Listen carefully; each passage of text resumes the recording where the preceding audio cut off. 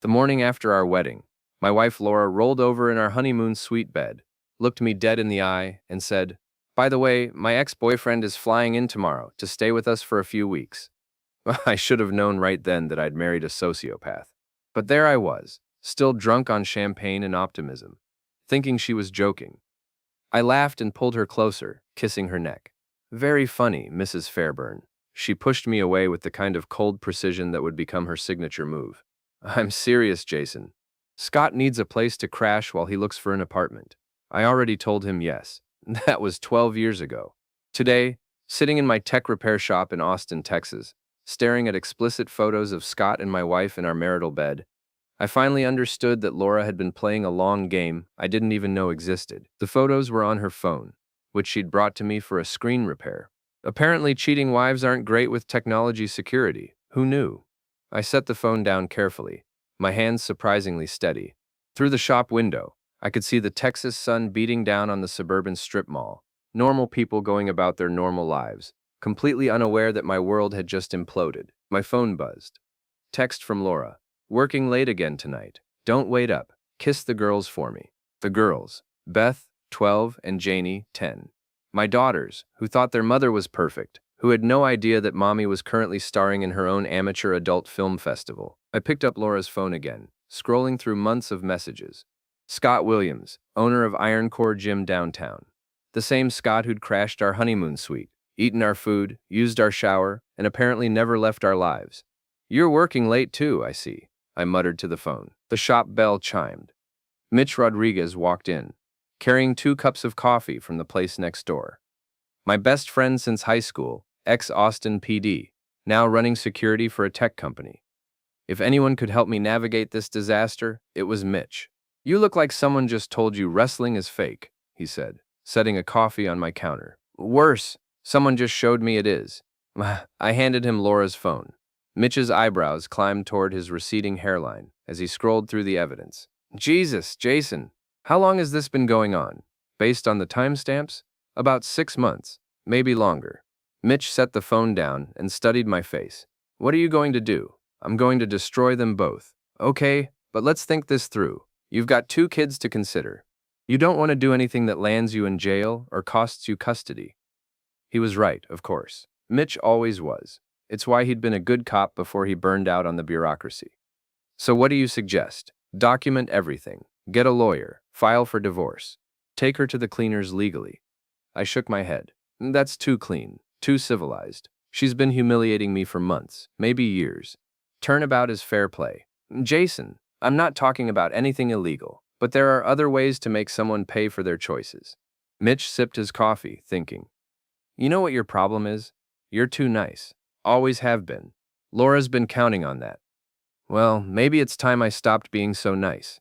That evening, I sat at the dinner table with Beth and Janie, listening to them chatter about school while Laura's chair remained empty. Again. The girls had stopped asking where mommy was during dinner.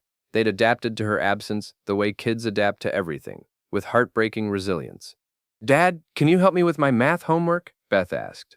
"Of course, sweetheart." As I worked through algebra problems with my daughter, I found myself thinking about equations of a different sort. Actions and consequences. Betrayal and revenge. The mathematics of marriage were apparently more complex than I'd realized. Later, after the girls were in bed, I sat in my home office and opened my laptop. If Laura wanted to play games, I needed to understand the rules, and more importantly, I needed to figure out how to win. I started with social media, Laura's Facebook, Instagram, Twitter, all carefully curated to show our perfect suburban life. Happy family photos, date night selfies, inspirational quotes about love and commitment. The irony was so thick, I could have spread it on toast. Then I moved to Scott's profiles: Iron Core gym owner, fitness influencer, motivational speaker. Lots of shirtless gym photos, protein shake endorsements, and videos of him deadlifting while shouting about crushing your goals. He had the kind of artificially enhanced physique that suggested more chemistry than genetics. I dug deeper. Business records, social media connections, mutual friends. Scott and Laura had been connected online for over 2 years, long before her recent working late phase began. My phone buzzed. "Laura. Still at the office. Might be another hour or two." Love you. I screenshotted the message, then checked the location data on her phone, which was still linked to our family account.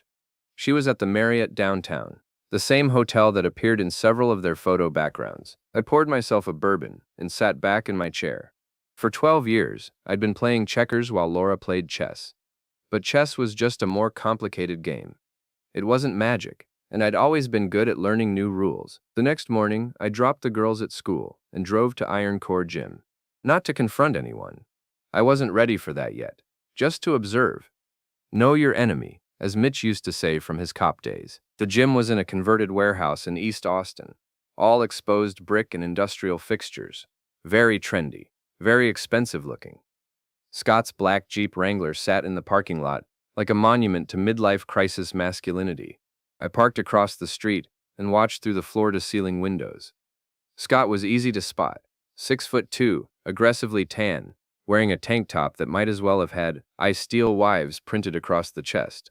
He moved through the gym like he owned the world, which, given that he was sleeping with my wife, maybe he thought he did. My phone rang. Laura. Hey honey, how's your day going? Oh, same old routine. Drop the kids, open the shop, fix broken things. That's nice.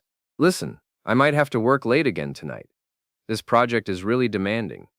I watched Scott spot a blonde woman on the bench press, standing unnecessarily close, his hands on her waist as he helped with her form. What kind of project keeps you out so late? I thought HR was more of a 9-to-5 thing.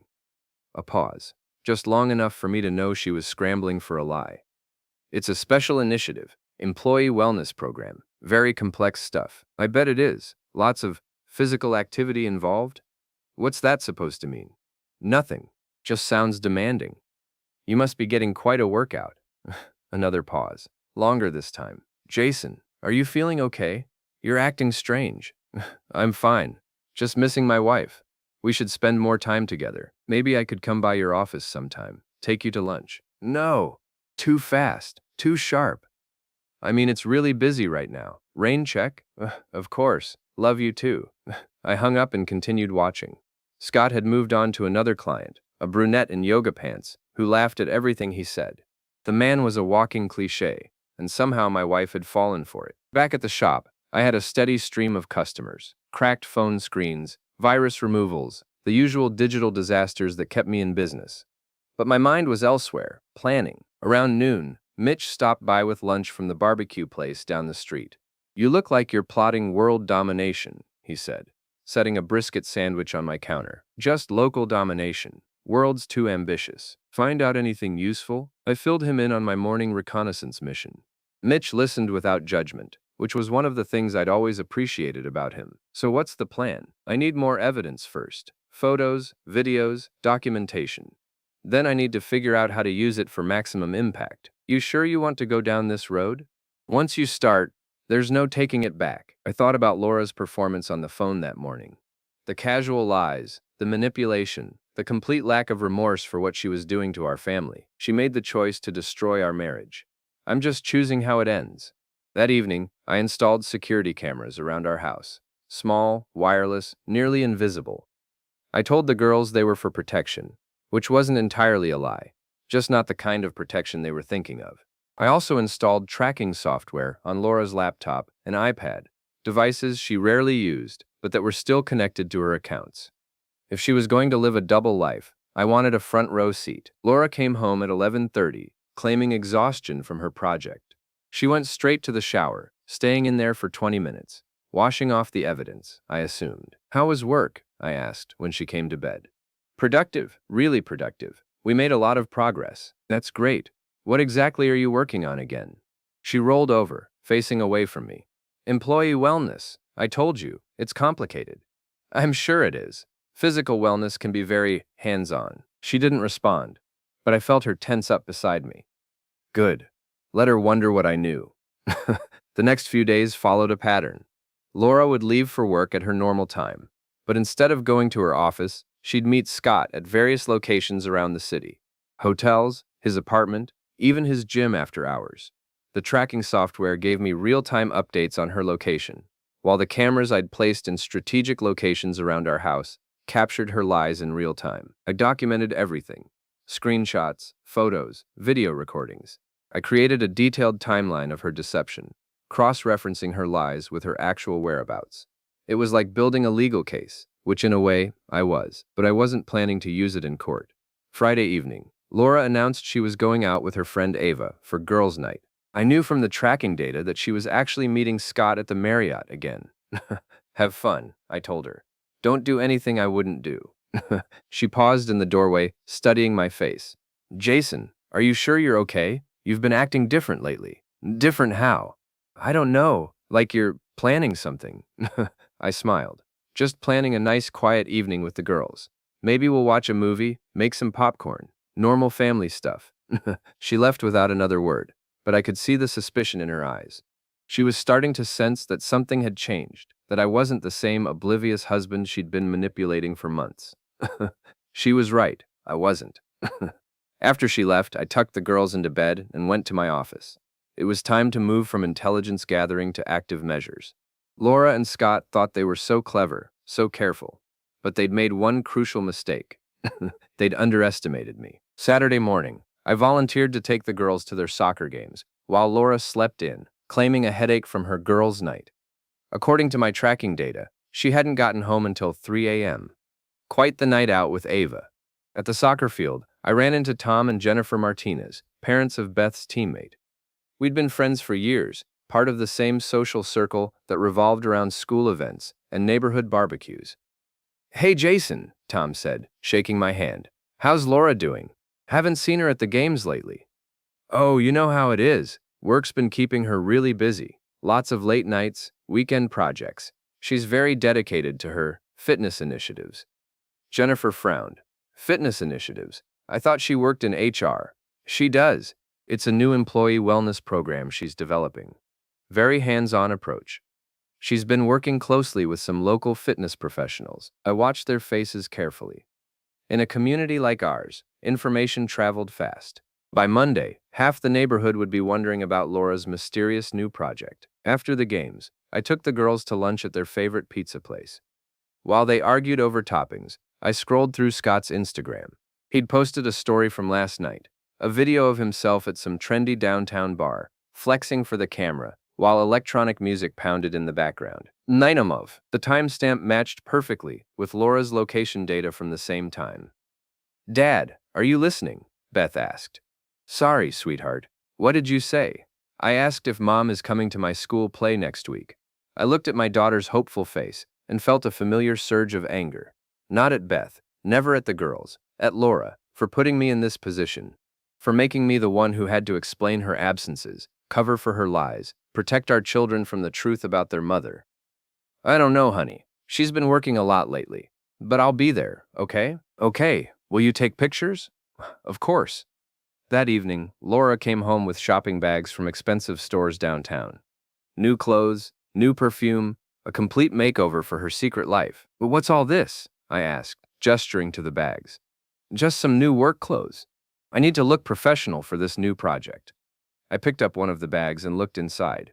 Lingerie. Expensive, lacy, definitely not the kind of thing she wore to the office. This is for work? She snatched the bag away. It's complicated. The wellness program includes confidence building, personal empowerment. Looking good helps you feel good. And who exactly are you trying to feel good for? Her eyes narrowed. What's that supposed to mean? Nothing, just wondering who's going to see all this professional development. We stared at each other for a long moment. I could see the calculation in her eyes, trying to figure out how much I knew, how much I suspected. Jason, if you have something to say, just say it. I don't have anything to say. I'm just proud of how dedicated you are to your work. It's inspiring, really. The lengths you'll go to for employee wellness. She turned and headed upstairs with her bags. I'm going to take a shower. Another one? You took one this morning. She stopped halfway up the stairs. Is that a problem? Not at all. Just seems like you've been taking a lot of showers lately. Must be all that physical activity at work. She disappeared upstairs without another word, but I could practically feel the tension radiating through the ceiling. Sunday morning, I made pancakes for the girls, while Laura slept in again. As we ate breakfast, I casually mentioned that I'd run into Tom and Jennifer at the soccer game. They were asking about you, I told her, wondering about your new fitness project. Laura nearly choked on her coffee. What did you tell them? Just that you're working on an employee wellness program. Very hands-on. Lots of collaboration with fitness professionals. Jason, what? I was just explaining why you've been so busy lately. People notice when you're not around, Laura. They ask questions. The color drained from her face. In our social circle, reputation was everything. The idea that people were talking about her, speculating about her absences, clearly terrified her. What kind of questions? Oh, where you've been, what you're working on, who you're working with. I told them not to worry, that you're just very committed to your physical fitness initiatives. She stared at me across the breakfast table, and I could see the moment she realized I was playing a game she didn't understand. The rules had changed, and she was no longer in control. I think we need to talk, she said quietly. About what?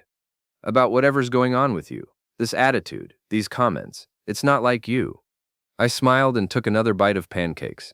Maybe you don't know me as well as you think you do. That afternoon, while Laura was at the grocery store, I made my first real move.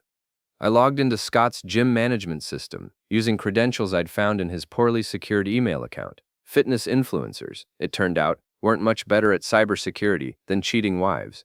I didn't do anything dramatic, just made a few small changes to his class schedules, moved some appointments around, updated a few client contact numbers. Nothing that would cause permanent damage, but enough to create confusion and frustration. Then I created a fake social media account and started following both Laura and Scott, liking their posts, leaving subtle comments that only they would understand. Nothing threatening or obvious, just enough to let them know someone was watching. The psychological pressure was just beginning. When Laura got home from the store, she seemed distracted, constantly checking her phone. Scott had probably been texting her about the scheduling issues at the gym. Everything okay? I asked. Fine. Just some work stuff. Wellness project? Yes. Anything I can help with? I'm pretty good with technology issues. She looked at me sharply. Why would you think it's a technology issues? Just seems like you've been on your phone a lot lately. Thought maybe you were having technical difficulties. No technical difficulties. But I could see the wheels turning in her head, trying to figure out if my offer was innocent or if I somehow knew more than I was letting on. That night, after everyone was asleep, I sat in my office and planned my next moves. I had weeks of evidence, detailed documentation of Laura's lies and betrayals. I could have taken it all to a lawyer, filed for divorce, and probably gotten everything I wanted in the settlement. But that wasn't enough. That was just legal victory. I wanted something more personal, more fitting. Laura had spent months humiliating me, making a fool of me in my own home, with my own children sleeping down the hall. She'd lied to my face, manipulated our friends, and destroyed our family for the sake of her ego and her libido. She deserved more than just losing half her assets in a divorce.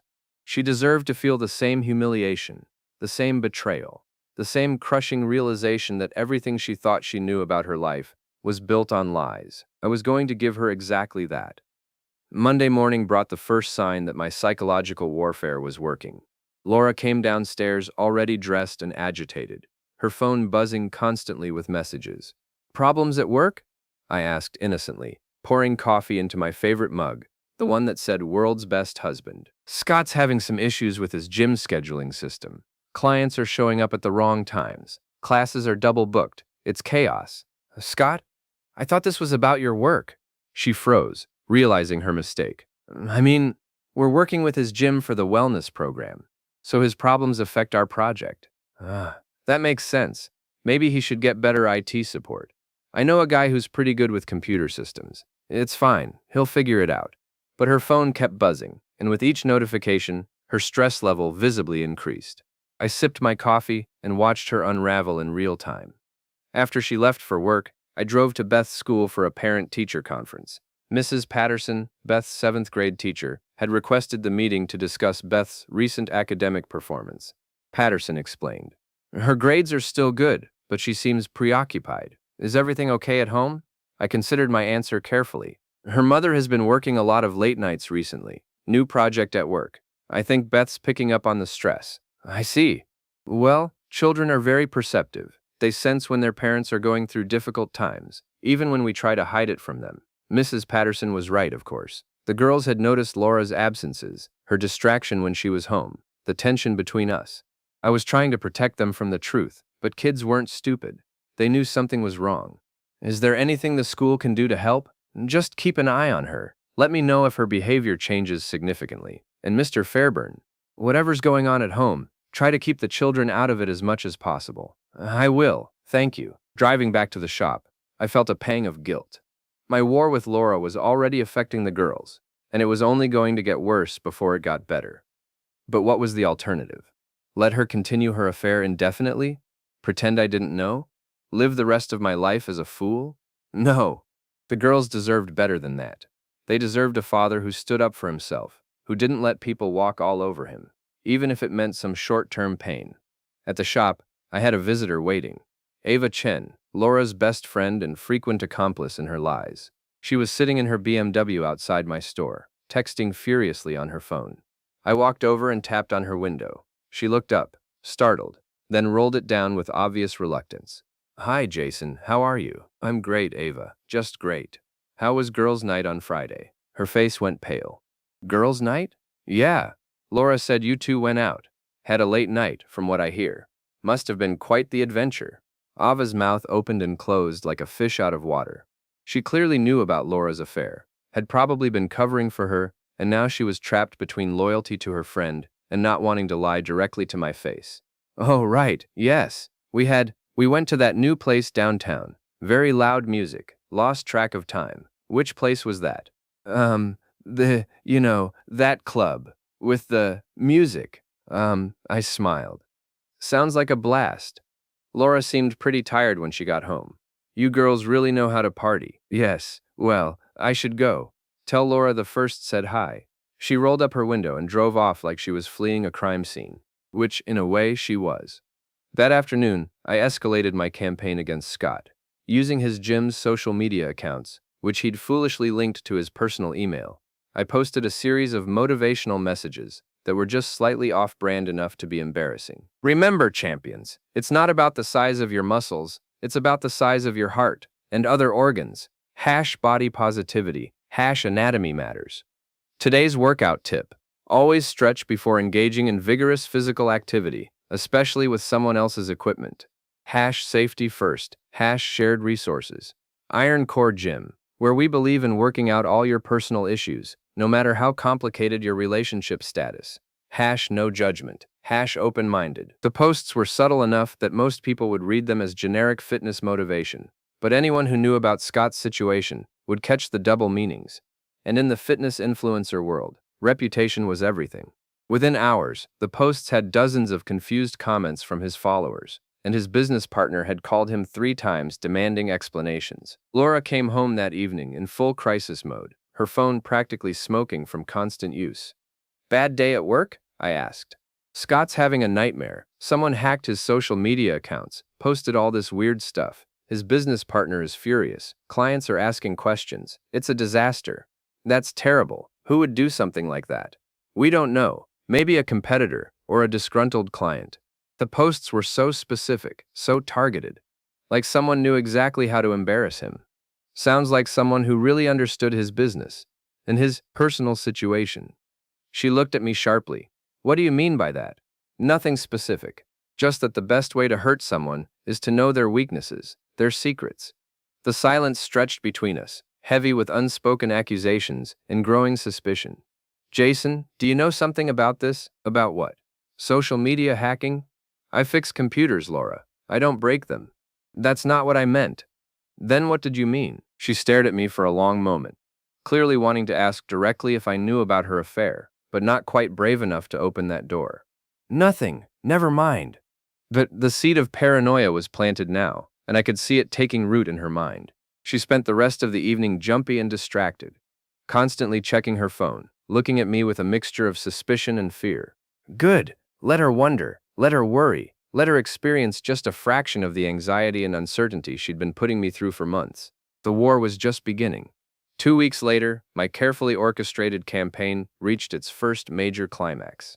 Laura's paranoia had grown to the point where she was barely sleeping, constantly checking over her shoulder, and making increasingly desperate attempts to control the narrative of her double life. The breaking point came on a Thursday evening, when Tom and Jennifer Martinez invited us to their backyard barbecue. It was exactly the kind of neighborhood social event that Laura usually loved. A chance to play the perfect wife and mother, to maintain the facade that our marriage was everything it appeared to be on social media. But now, with weeks of subtle psychological pressure and growing suspicion, the idea of facing our friends terrified her.